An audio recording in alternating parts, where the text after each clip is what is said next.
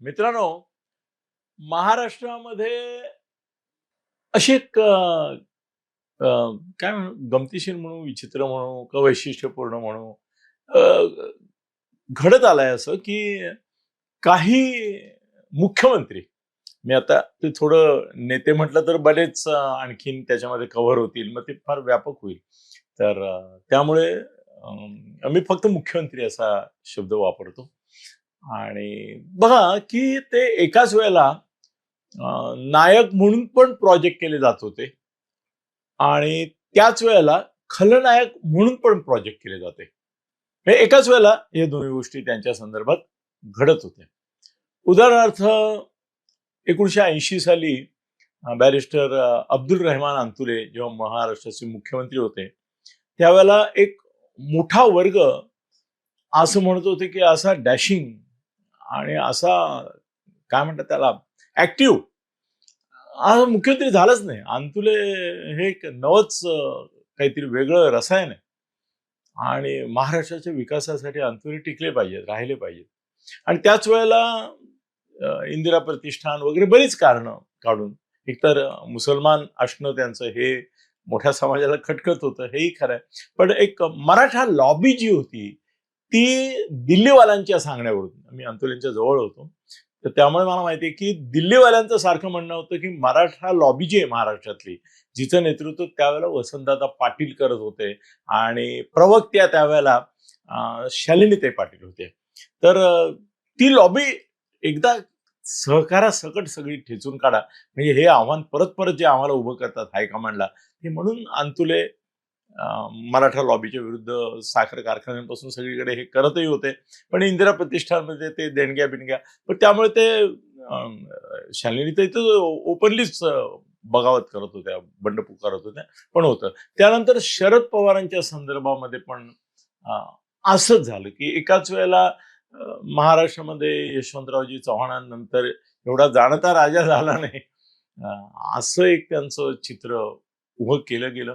पण त्याच वेळेला क्रिमिनलायझेशन ऑफ द पॉलिटिक्स या संदर्भात त्यांच्यावर आरोप केले गेले.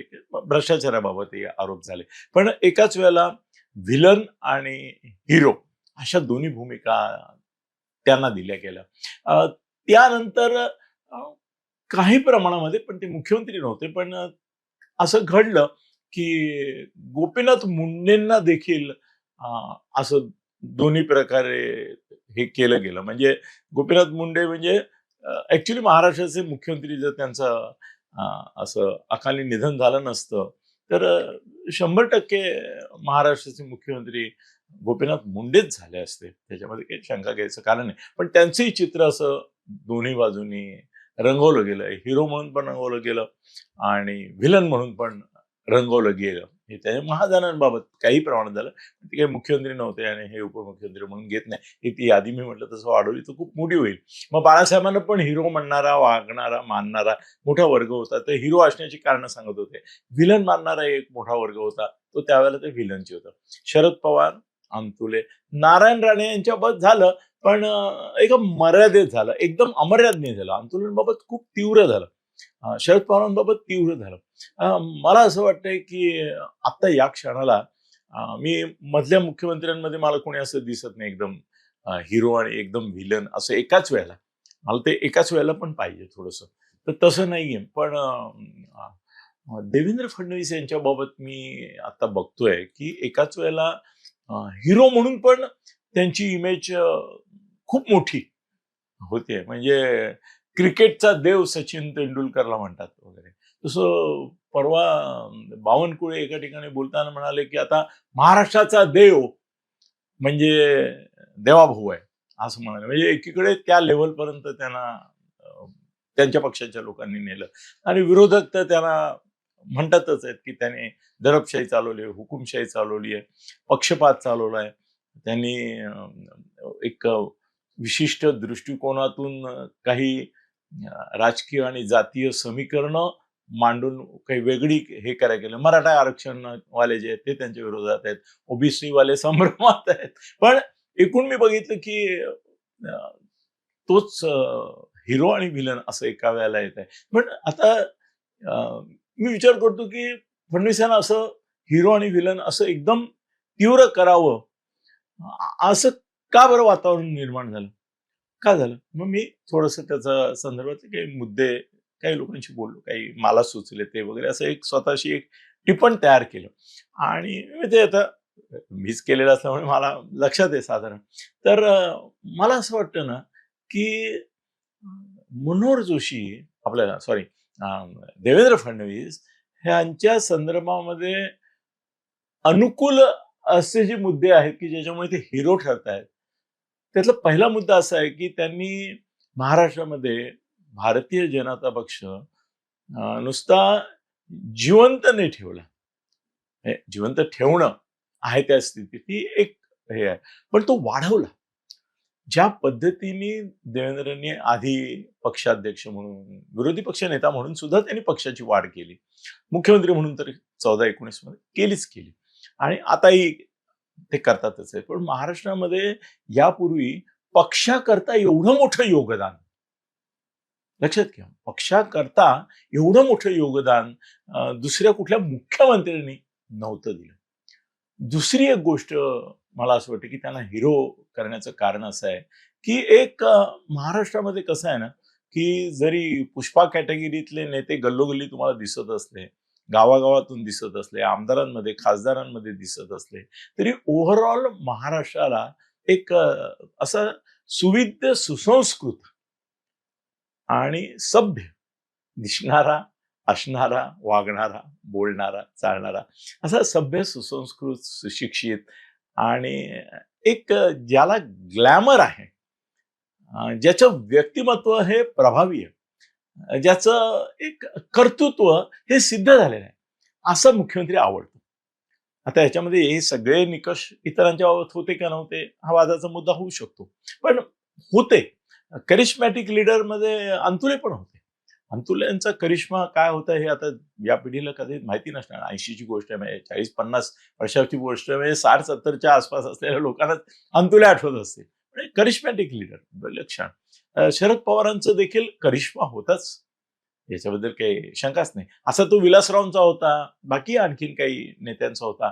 पण वसंतदादा पाटील वेगळीच कॅटेगरी होती ती, आणखी ती यशवंतराव चव्हाण कॅटेगरीतले जे नेते होते त्यात वसंतदादा होते. पण आता तुमच्या काही काय अनेकांना हल्ली मला प्रॉब्लेम नाही, मी माझं ते कोणत्या एज मधले किती लोक बघतात त्याचं एक कोष्टक येतं ह्याच्यावर युट्यूबच्या गणितामध्ये, ते बघतो. त्यामुळे मला कळतं की कोणता वर्ग माझं, कोणत्या वयोगटातले, कोणत्या साधारणतः ह्याच्यातले लोक बघतात. तर मला असं दिसतंय की तरुण वर्ग आता अलीकडे बघतोय. शॉर्ट तर खूपच बघतोय, म्हणजे आता काय मला सांगत होते 2-3 शॉर्ट्स तर कालचे 1-1 लाखाच्या पुढे गेले. तर ते ठीक आहे, पण त्यांना माहिती नसेल. पण आता फडणवीस तर माहिती आहे ना तुम्हाला. तर मग फडणवीसांच्या संदर्भामध्ये त्यांनी पक्ष सुदृढ केला, ही एक गोष्ट आहे. सभ्य, सुसंस्कृत, ग्लॅमरस अशा व्यक्तिमत्वाचे ते आहेत, हा एक प्लस पॉइंट आहे. त्यानंतर आणखीन एक प्लस पॉइंट असा आहे की महाराष्ट्रामध्ये लोकांना ना थोडस असा नेता लागतो की जो थोडस समजावून घेण्याच्या भूमिकेत असेल. म्हणजे मी आणि माझा आणि मला. उद्धव का फेल झाला? उद्धव नुसताच विलन ठरला, हिरो ठरलाच नाही. का नाही? का नाही? त्याचं कारण मी, माझं, मला, ह्याच्यातून तो बाहेर नाही पडला. ह्याच्यातून तो बाहेर नाही पडू शकला. स्वकेंद्रित राहिला आणि निष्क्रिय पण राहिला. निष्क्रिय पण राहिला. असं फडणवीसांच्या बाबतीमध्ये एवढी मेहनत, एवढं सक्रियता ही शरद पवारांमध्ये होती, अंतुल्यांमध्ये होती, नारायण राणेंमध्ये होती अशी सक्रियता.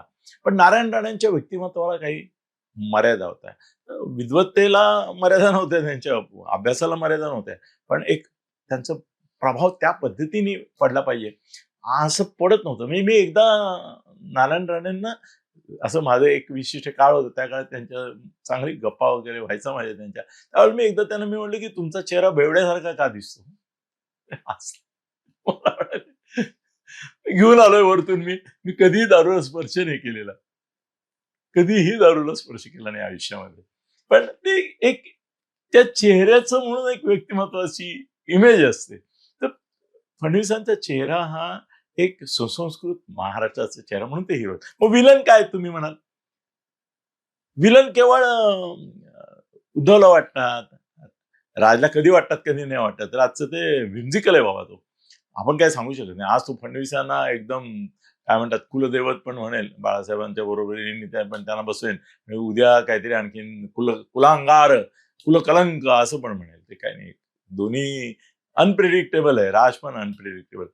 राज आणि उद्धव का म्हणजे राज का हिरो विलन हा वेगळा विषय होऊ शकतो. दत्तसमन हिरो का विलन हा विषय होऊ शकतो. बाळासाहेब ठाकरे का हिरो का विलन हा विषय होऊ शकतो. पण आज तो घेत नाही, आपण मुख्यमंत्र्यांवर आहे. तर हे सगळे गुण आहेत. ऍडमिनिस्ट्रेटिव्ह परफॉर्मन्स त्यांचा अप्रतिम आहे. तो एक हिरो त्यांना म्हणण्यासाठी कारण आहे. पण त्यांच्या बाबतीमध्ये असं आहे की सर्व पक्षांमध्ये त्यांची भीती आहे. महाराष्ट्रामध्ये विलासराव खुंची आणि सूडबुद्धीचे मानले जातात. म्हणजे त्याची बरीच उदाहरणं आहेत माझ्याकडे. त्याने मला सांगितलं होतं की त्यावेळेला कृपाशंकरची माझी दोस्ती होती, त्यांना माहिती होतं. तर त्याने मला सांगितलं होतं की ते म्हणाले की सुशील कुमार मुख्यमंत्री झाले आणि ते गेले होते. त्यामुळे मला गप्पा मारायला गेलो होतो. मला म्हणाले, तो कृपा तुमचा मित्र आहे ना? म्हणलं हो आहे का? म्हणे त्याला सांगा मी त्याला रस्त्यावर आणणार आहे. त्याला रस्त्यावर आणतो कोणी बघा. तुम्ही द्या निरोप त्याला, माझं नाव सांगून द्या. हे कृपाला सांगितलं की मी म्हटलं तुला रस्त्यावर आणणार आहे. ला सकते आणि आणलो खरंच. खरंच आणलं. तो खुंशीपणा. शरद पवार पण सूडबुद्धी मनामध्ये ठेवतात. हो ठेवतात. ते वेळ पाहून सूड उगवतात. वेळ पाहून सूड उगवतात. आणि शरद पवारांच्या बाबतीमध्ये असं की थोडं त्यांना जात्यंध जरी म्हटलं नाही, कारण ते सर्वसमावेशक सेक्युलर चेहरा आणि काय जाती अमुक तमुक वगैरे वेगवेगळे त्यांची वर्णन केली जातात. पण मुळामध्ये राज म्हणतो ते खरं आहे. राजनी काही महाराष्ट्राला नवीन मुद्दे ओपनली दिले. म्हणजे कुणी बोलायची हिंमत करत नव्हतं. पण त्यांनी सांगितलं की महाराष्ट्रात जातीयवाद जो आहे पर्टिक्युलरली मराठेतर वाद तो शरद पवारांनी पेटवला आणि त्याच्यावर राजकीय आपली पोळी भाजली. हा राजनी ओपनली आरोप केला होता. याच्यामध्ये फडणवीसांच्या बाबतीत जे आरोप आहेत त्याच्यामध्ये असं म्हणतायत त्यांना विलन ठरवणारे लोक आणि म्हणतायत ते म्हणजे काय असं छपून राहिले नाही. आता मीडिया एवढा आणि सोशल मीडिया एवढा काय म्हणतात त्याला स्वैरसंचारी झालेला आहे की येतो. कसं आहे ना की त्यांचं ब्राह्मण असणं खटकते एका वर्गाला. जो स्वतःला असा टिपिकल असा जो मराठा वर्ग आहे ना, त्यांना यांचं ब्राह्मण असणं खटकतं. म्हणजे महाराष्ट्रामध्ये 1948 नंतर एवढं अँटी ब्राह्मीण म्हणजे अँटी मुस्लिम पेक्षा अँटी ब्राह्मीण असं वातावरण आहे आता. खरंच आहे. तो वेगळा विषय आपण घेऊ वेगळा केव्हा तरी की अँटी मुस्लिम पेक्षा अँटी ब्राह्मीण वातावरण काय, त्याचं कारण काय, कोण माणसं जबाबदार आहेत त्याला, कशी आहेत, तर करू आपण वेगळा. पण आता मी तुम्हाला सांगतो की आता महाराष्ट्रामध्ये ब्राह्मण द्वेष पराकोटीचा आहे आणि त्याला निमित्त झाले आहेत देवेंद्र फडणवीस. ते सतत प्रयत्न असा करतात की स्वतःला कुठेही ब्राह्मण नेता म्हणून किंवा ब्राह्मण म्हणून सुद्धा कुणी जर प्रोजेक्ट करायला लागला त्यांचा हितचिंतक समर्थक तर ते त्याला म्हणजे विरुद्ध लिहिलं तर ते दखल घेणार नाहीत. तुम्ही फडणवीसांच्या विरुद्ध काही व्हिडिओ टाका, बोला, हे करा, he will not bother even. पण तुम्ही त्यांना ब्राह्मण म्हणून जर स्तुती करायला गेलात तरी मला माहिती आहे काही ब्राह्मण नेते आहेत, त्यांच्या संघटना आहेत, त्यांच्या लोकांना बोलून सांगितलं की मी जर तुमच्यासाठी काही करावं असं वाटत असेल, ते परशुराम मंडळ केलं त्याने आता, पण त्याला काही अर्थ नाही. ठीक आहे, एक टोकन अनेकच जातींची केली, त्यात ब्राह्मणांसाठी एक परशुराम मंडळ केले. पण ते काळजी घेतात स्वतःला की कुठेही मला ब्राह्मण म्हणून राजकीय दृष्ट्या गैरसोयीची गोष्ट घडू नये आणि मी जाती पलीकडला आहे असं मानावं, पण नाही मानत त्याला. म्हणजे मराठा समाजातले लोक ते ब्राह्मण आहेत हे विसरू शकत नाही. आणि महाराष्ट्राला सत्यशोधक समाजाची परंपरा आहे, ब्राह्मण विरोधाची परंपरा आहे. आणि शाहू फुले आंबेडकर यांचं नाव घेताना लोकांच्या मनामध्ये त्यांनी प्रबोधनकार ठाकरे त्यांनी ब्राह्मण्याविरुद्ध ब्राह्मणवादाविरुद्ध जो एक लढा दिला त्याचा संदर्भ कायम मनात असतो. पेशवाईचा एक संदर्भ असतो की शिवशाहीनंतर आलेल्या पेशवाईंनी मराठ्यांचं महत्व कमी केलं आणि ब्राह्मणांचं वाढवलं. तर तो एक वेगळाच संदर्भ आहे. पण मनोहर जोशी असताना सुद्धा असा आरोप शरद पवार करायचे की म्हणायला शिवशाही आहे, प्रत्यक्षात पेशवाई आहे. आणि तो पेशवाई म्हणण्याचा उद्देश त्यांचा ब्राह्मण. महाराष्ट्रात सर्वाधिक ब्राह्मण द्वेष जर कोणी आता पसरवला असेल अलीकडल्या काळात तर तो शरद पवारांनी पसरवला, हेही खरं आहे. ते असं जाणीवपूर्वक त्यांनी टार्गेट केलं आणि त्यांनी टार्गेट करण्याकरिता ज्यांना वापरलं ते माझे मित्र आहेत. त्यामुळे मला माहिती आहे की शरद पवारांच्या इशाऱ्यानुसार त्यांनी ब्राह्मण विद्वान, ब्राह्मण विचारवंत, ब्राह्मण इतिहासकार यांना कसं कसं काय काय टॉर्चर करायचे प्रयत्न केले ते मला माहिती आहे. आणि त्यांचा बोलविता धनी शरद पवार होते हेही त्यांनीच मला सांगितलं. व्हॉट इट इज, तो विषय वेगळा. पण झालंय असं की महाराष्ट्रामध्ये त्यांना विलन ठरवताना त्यांची तुलना मुद्दाम जाणीवपूर्वक पेशव्यांशी केली जाते. आणि पेशवाई म्हणजे काय याचं जे चित्र आहे ते पेशवाईचे दुसरे मुद्दे म्हणजे हे नाही करत. बाजीराव पहिला म्हटला तर जसं मस्तानी चिकटवतात त्याला, तसं पेशवाईचं चित्र प्रातिनिधिक मराठी माणसाच्या मनात कुणी उभं केलं माहितीये? हे एवढे इतिहासकार ब्राह्मण झाले सगळे, एवढे इतिहासकार गेल्या 100 वर्षामध्ये झाले, त्यातले 90% ब्राह्मण. पण इतिहासकारांनी पेशवाईचं जे चित्र रंगवलं ते मराठी समाजाने डोळ्यासमोर ठेवलं. त्यांनी घाशीराम कोतवाल मधली जी पेशवाई आहे ती 52 खणीवाली पेशवाई टार्गेट केली की नाही? केली. आता फडणवीसांच्या बाबतीमध्ये सुद्धा त्यांचं ब्राह्मण्य हा काही लोकांना त्यांना विलन ठरवताना मुद्दा आहे का? आहे. पण त्याच्या पलीकडे आणखीन एक मुद्दा आहे जो मला याच लोकांनी सांगितलं अनेक वेळा. ते म्हणाले की जाती जातीत भांडणं शरद पवारांनी वेगळ्या कारणांनी लावली त्यांनी पण लावली जाती जातीत भांडणं. पण त्याच्यामागे त्यांचा उद्देश आणखीन वेगळा होता. पण ह्यांनी फडणवीसांनी शरद पवारांचा कित्ता जातींमध्ये भांडणं लावण्याच्या संदर्भात आरक्षणाचा मुद्दा वापरून खूप केला असं लोकांचा आरोप आहे. मला बरेच सांगतात लोक जे थोडस तटस्थपणे विचार करतात असे लोक पण मला सांगतात की ठीक आहे फडणवीस माझे मित्र आहेस म्हणतो, त्यांची बाजू घेऊन तू बऱ्याच वेळा बोलतोस, पण लक्षात ठेव की महाराष्ट्रामध्ये जातीयवाद सुरू केला पवारांनी पण तो जोपासला आणि जातीतली भांडणं वाढवली. शरद पवारांनी वेगळे मुद्दे वापरले पण आरक्षणाचा मुद्दा वापरून, संरक्षणाचा मुद्दा वापरून यांनी देवेंद्र फडणवीसांनी महाराष्ट्रात जातीवाद इतका प्रखर केलाय की यापूर्वी कधीही असा संघर्षाच्या पवित्र्यात जाती एकमेकांविरुद्ध उभ्या आहे असं वातावरण नव्हतं. फार मोठा मुद्दा आहे हा. त्यांना विलन ठरवलं जात आहे याच्यामागे हा मोठा मुद्दा आहे की महाराष्ट्रामध्ये एक जातीयतेचा वेगळा भस्मासूर उभा केला. तो कधी त्यांना गिळंकृत करेल अशी भीती आहे. दुसरा एक आणखीन मुद्दा साधारणतः आहे की विलासराव देशमुख खुनशी होते.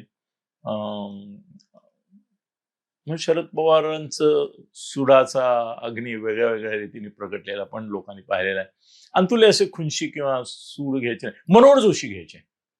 मनोहर जोशींच्या काळात मी त्यांच्या निकट होतो. मी बघितलं की ते काय सांगू तुम्हाला, आता बाळासाहेबांना व्हिलन ठरवण्यासाठी ज्या गोष्टी सांगितल्या जातात माहिती आहेत तुम्हाला, काही गोष्टी बोलत नाही आपण, नाही संदर्भ द्यायची गरज. बाळासाहेबांना व्हिलन ठरवण्याचं, त्यांची प्रतिमा डागाळण्याचं, त्यांची इमेज डागाळण्याचं, डॅमेज करण्याचं इमेज जर काम कोणी सगळ्यात अधिक केलं असेल तर ते विरोधकांनी नाही केलं, ते मनोहर जोशींनी केलं. मनोहर जोशी कसे कांड्या पिकवायचे, मनोहर जोशी काय काय लोकांना पुढ्या सोडायचे, मनोहर जोशी कसे कसे बाळासाहेबांना बदनाम करायचे याचे सर्वात मोठा साक्षीदार मी. बाळासाहेबांचे विरोधक मनोहर जोशी असं पुस्तक लिहू शकतो आणि 50 गोष्टी अशा सांगू शकतो की महाराष्ट्र उडेल. तो म्हणेल काय सांगताय तुम्ही. ते एक वाक्य त्यांचं आवडतं होतं ना. लोक डायरेक्ट मातोश्रीवर जायचे आणि पैशाचे व्यवहार वगैरे बोलायचे आणि बाळासाहेब तसे सरळ होते. त्यांना ऍक्च्युली रकमा किती घ्यायची असतात त्याची माहिती नसायचं. त्यांना असे मोठी रक्कम ऐकली असं अरे एवढी, त्यांना खूपच मोठी वाटायची. एक व्यंगचित्रकार होते, सामान्य मराठी परिस्थितीतले होते. त्यांना प्रथम दत्ताजी साळवी, नारायण राणे या लोकांनी शिकवलं. नंतर बरेच निघाले त्यांना शिकवणारे. पैसे कुठून मिळतात, कसे मिळतात, ते कसे घ्यायचे असतात, कसे इन्व्हेस्ट करायचे असतात वगैरे ते वेगळं. पण मनोहर जोशी काय करायचे की बाळासाहेबांकडे जाऊन लोक काम सांगायचे आणि म्हणायचे की याचे इतके आम्ही पार्टीला देऊ. तो शब्द कॉमन असतो. बाळासाहेब एकदम असे हुरळून जायचे, अरे एवढी मोठी रक्कम पार्टीला देतात.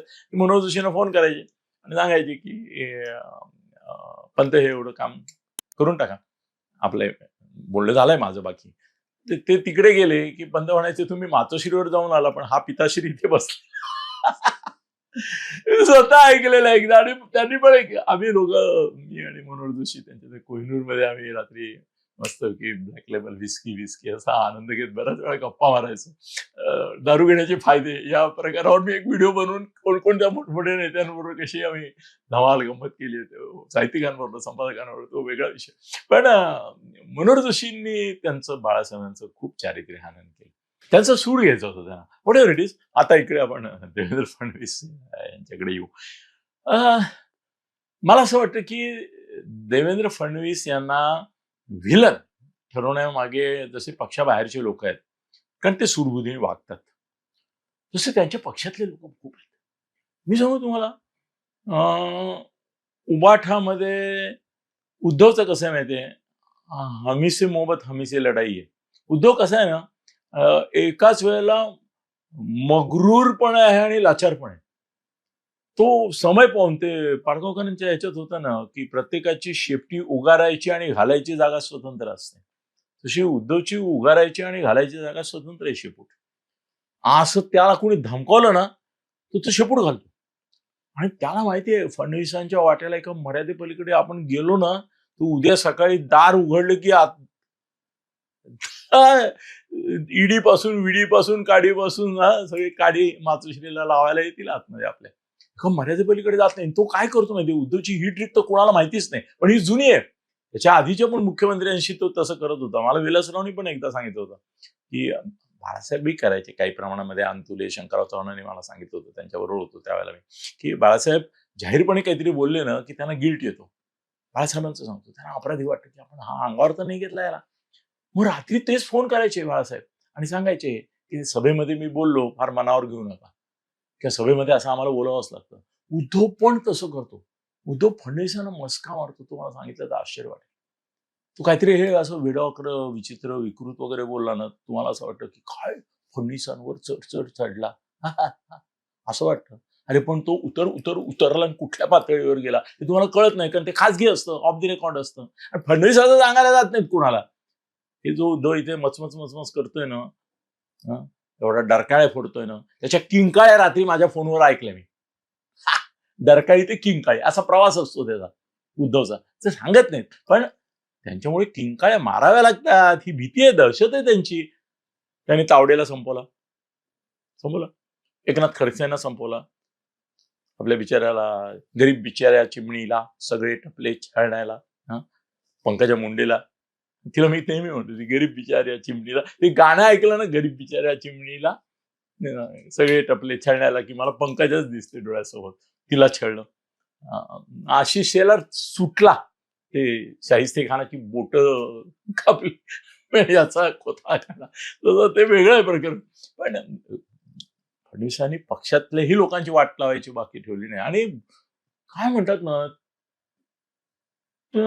त्यांना खलनायक आपण म्हणतो, पण खरं म्हणजे ते त्यांची खलनायकी कशी माहितीये, या धुरंधर पिक्चर मधल्या अक्षय पद्धतीचे, की तो आता अक्षय खन्ना, हा ना खन्नाचा मुलगा अक्षय खन्नाच ना, तो किती लोकप्रिय आहे तुम्हाला कल्पना आहे ना. किंवा याच्यामध्ये छावामध्ये सुद्धा तो खूप लोकप्रिय झाला होता. खरं म्हणजे निगेटिव्ह भूमिका होती टोटली. पण तो अभिनेता म्हणून हा नेता म्हणून असा गंमतीचा विषय आहे की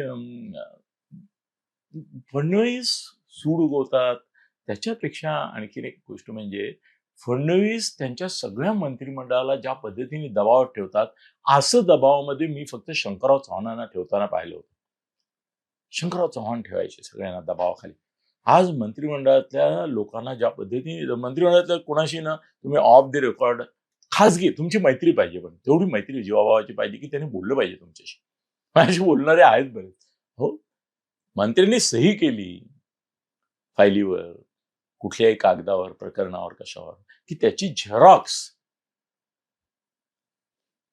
फडणवीसांकडे पोहोचलेली असते लगेच. एक सिस्टीम त्यांनी प्रत्येक ठिकाणी आपला एक गुप्तहेर ठेवलाय, प्रत्येक मंत्र्याच्या स्टाफमध्ये. तो गुप्तहेर पूर्ण दिवस एवढंच काम करतो, कुठल्या फायली क्लिअर केला, कुठे काय देवाणघेवाण वगैरे होण्याची शक्यता आहे का, त्यांच्याकडे कोण कोण येऊन गेले, मला जसं एकदा संजय म्हणाला की उद्धव पण इथे क्लोज सर्किट टीव्ही ठेवलाय त्यांनी, ती क्लिप त्याला एक माणूस रोज रात्री सामनामध्ये कोण कोण आले मला भेटले त्याची यादी देतो.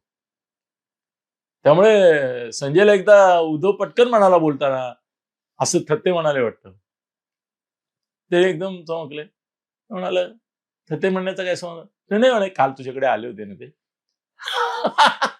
मी म्हटलं बरोबर आहे. त्याला आणि अरे ती ठाकरे घालण्याची परंपरा आहे. काय होतं ना, हे शिवसैनिक भावुकतेने पत्र लिहितात. कोणाच्या तरी विरुद्ध लिहितात. कधी-कधी स्वतःच्याच गुन्ह्यांची कबुली देणारी, पापाची कबुली देणारी, माफी मागणारी अशी पत्र भावूक होऊन लिहितात बाळासाहेबांना. बाळासाहेबांच्या काळात सुद्धा बाळासाहेब ही सगळी पत्र जपून ठेवायचे. आणि ज्या दिवशी तो मस्ती करेल असं वाटेल किंवा काहीतरी मागेल आणि त्याला द्यायचं नसेल, त्या दिवशी ते बरोबर पत्र राजे आता तिकडे नाहीये, त्यांच्याबरोबर नाहीये. उद्धवबरोबर नाही, मध्ये राजेचा फोन पण आला होता मला. तो म्हणाला, "भेटूया आपण एकदा." तो राजेची मुलाखत घ्यायला पाहिजे आपल्या टीव्हीवाल्यांनी कधी काही ते दिवस म्हणून. तर तो पत्र आणून तो दाखवायचा. उद्धवला ती सवय आहे. उद्धव फोन टॅप करतो. तुम्ही उद्धवशी काहीही बोला, केव्हाही बोला, त्याचा फोन तो टॅप करतो. स्वतःच रेकॉर्ड करून ठेवतो. टॅप करतो नाही, सॉरी टॅप शब्द नाही, रेकॉर्ड करून ठेवतो. तर बाळासाहेब पण त्या पत्रांचा उपयोग करायचा. उद्धवला पण पत्र लिहिलेली ना सगळी फाईल ठेवलेली असते. केव्हा कोणाचं फाईल वापरायची. आता सुद्धा तो शिंदे यांचे जे फुटून गेलेले आहेत ना, त्यांच्यावर खरं दादागिरी करू शकला असता. त्याच्याकडे अशी पत्र आहेत, काही प्रकरणं पण आहेत. त्यात तो मुख्यमंत्री असताना हे त्याच्याबरोबर होते ना. त्यामुळे त्याच्या फाईलीच्या त्याच्याकडे पण फडणवीसांसारख्या झेरॉक्स आहेत. पण त्याचा प्रॉब्लेम असा आहे, की त्यांनी जर शिंदे फाईल्स काढल्या, तर ठाकरे फाईल्स निघतील ना. कारण बऱ्याचशा प्रकरणामध्ये शिंदे फाईल्समध्ये ठाकरे फाईल्सचे पण कागद आहेत. तो विषय वेगळा आहे. पण फडणवीस हेरगिरी भयंकर करतात बाबा. मंत्री पण म्हणतात. त्यांचं लक्ष असं खारं हिंडते आकाशी तिचे चित्त पिलापाशी हे मायेच्या रूपात घेतं. पण तिचे चित्त भक्ष्यापाशी. म्हणजे कसं उचलायचंय. म्हणजे स्वतःचं पिल्लू, पण ते कोंबडीचं पिल्लू कशी ती वरतून सपकन येते उचलून घेऊन जाते. फडणवीस तसं आहे. तुम्ही त्यांच्याशी जा भांडायला जा. बघा, आता बघा ना तुम्ही त्या मुनगंटीवारचा एकनाथ खडसे तुमच्या डोळ्यादेखत करतायत की नाही ते. काय करू शकतो तू? काही नाही. काही करू शकत नाही. मला एकदा जाऊ दे तो मुंगळ्यासारखा निरुपद्रवी असं ते कुणाला म्हणाले ते सांगितलं. पण नको त्याची बिचाऱ्याची आधीच हालत वाईट आहे. त्याची आणखी नको करायला. तर मित्रांनो त्यांच्याकडे फायली ठेवतात, गुप्त हेरगिरी खूप करतात. हा एक विषय आहे. दुसरी गोष्ट अशी की ते सगळ्यांच्या खाण्यापिण्यावर लक्ष ठेवतात. खाण्यावर म्हणजे पैसे खाण्यावर आणि पिण्यावर म्हणजे खरंच चारित्र्यावर आहे. खरंच सांगतो तुम्हाला. एवढ्या कुणाची प्रिय पात्र कुठे आहेत, कुणाचं काय आहे, याची एवढ्या डिटेल्स ठेवणारा मुख्यमंत्री मी बघितला नाही. आणि त्यांच्या मर्जीतले जे पत्रकार आहेत ना, त्यांना बरोबर क्लू देतात. हां, आणखीन एक कसं आहे, की फडणवीस मीडिया मॅनेज करतात, पण तो भाजप करता करत नाही. तो स्वतः करता. 400-500 माणसं त्यांच्याकरता काम करतात. पक्षाकरता 5 माणसं काम करतात किंवा 50 जी करतात त्यांना पण फडणवीसच करावा लागतो. त्यामुळे एकाच वेळेला हिरो, एकाच वेळेला व्हिलन असं फडणवीसांची इमेज आहे. तोच नायक, तोच महानायक, तोच खलनायक अशी परिस्थिती आहे. एक वेगळा विषय वाटला म्हणून तुमच्याशी गप्पा मारल्या. धन्यवाद.